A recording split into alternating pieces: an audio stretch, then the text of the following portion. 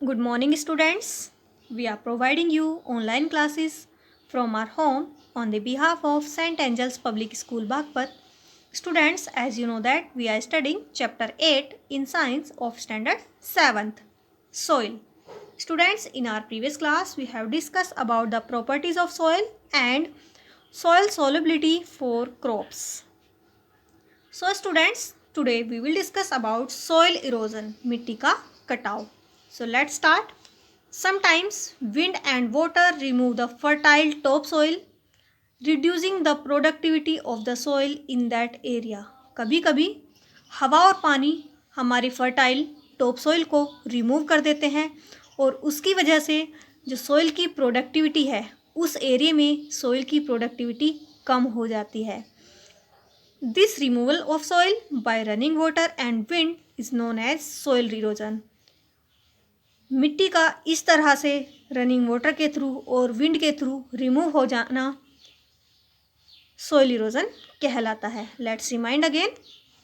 कभी कभी हवा और पानी की वजह से टॉप सोइल रिमूव हो जाती है और जिसकी वजह से उस एरिया की प्रोडक्टिविटी ऑफ सोइल कम हो जाती है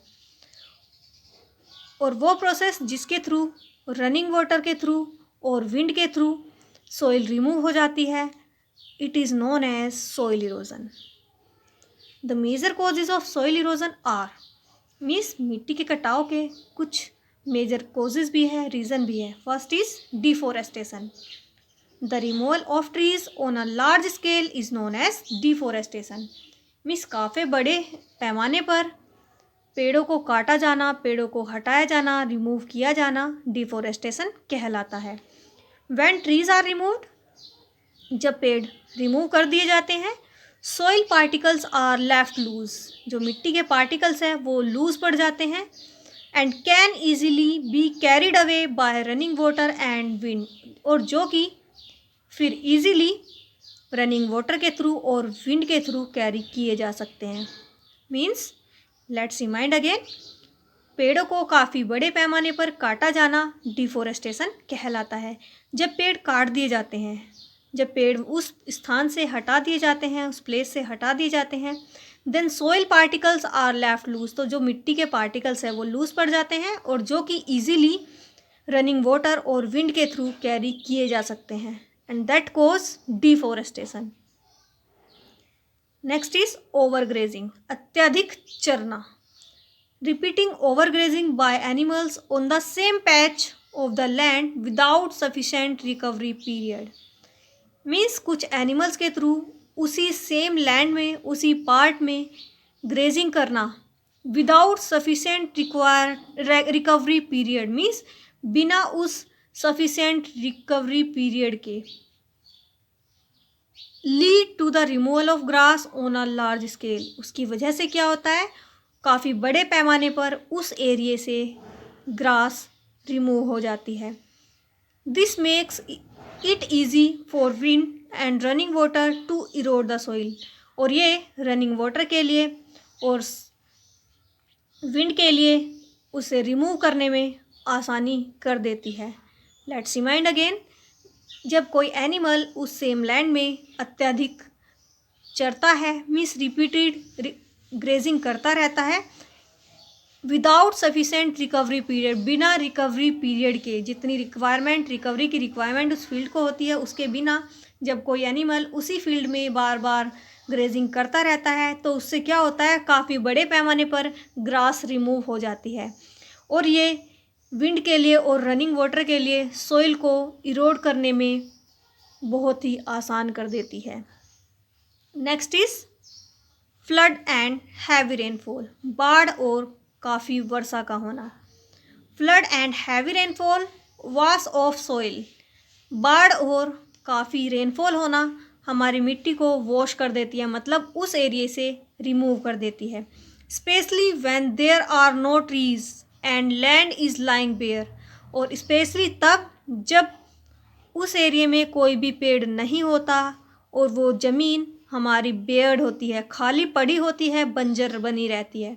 तो क्या होता है, जब फ्लड आती है या हैवी रेनफॉल होती है तो वो मिट्टी वहाँ से वॉश ऑफ मीन्स धुल कर कहीं और चली जाती है और वहाँ सोइल इरोजन हो जाता है.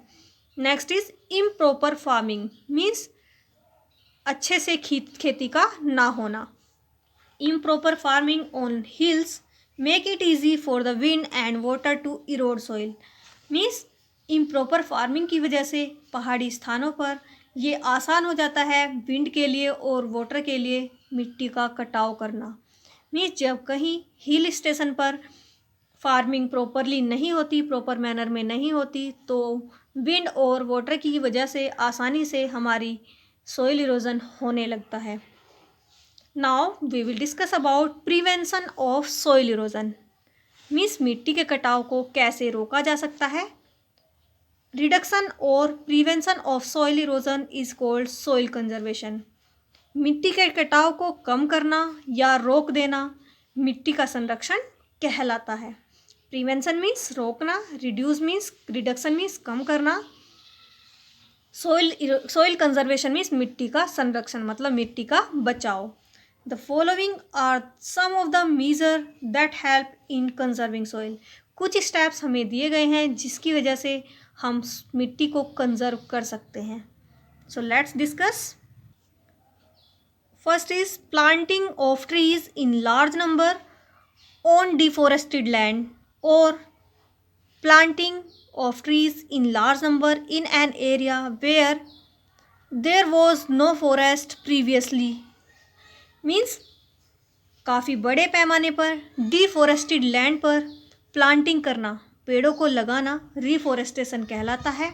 या आप ये कह सकते हो planting of trees in large number in area where there was no forest previously, मतलब उस एरिया में काफ़ी लार्ज स्केल में ट्रीज प्लांटेशन करना जहाँ पहले कोई फॉरेस्ट नहीं था, अफॉरेस्टेशन कहलाता है।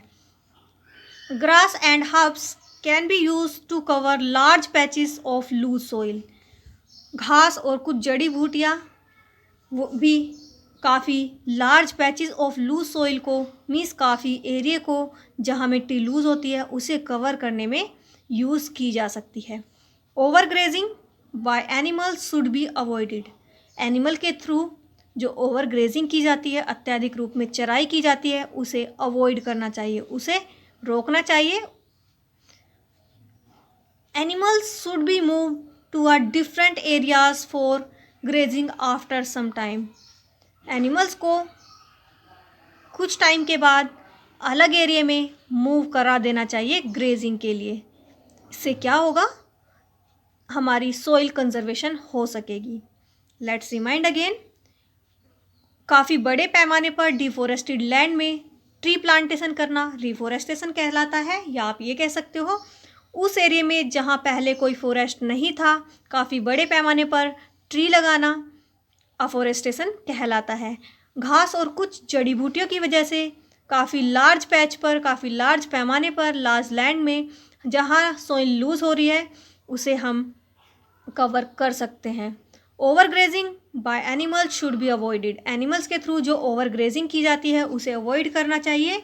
Animals should be move to a different area for grazing after some time. कुछ समय के बाद एनिमल्स को अलग अलग एरिया में मूव करा देना चाहिए ग्रेजिंग के लिए।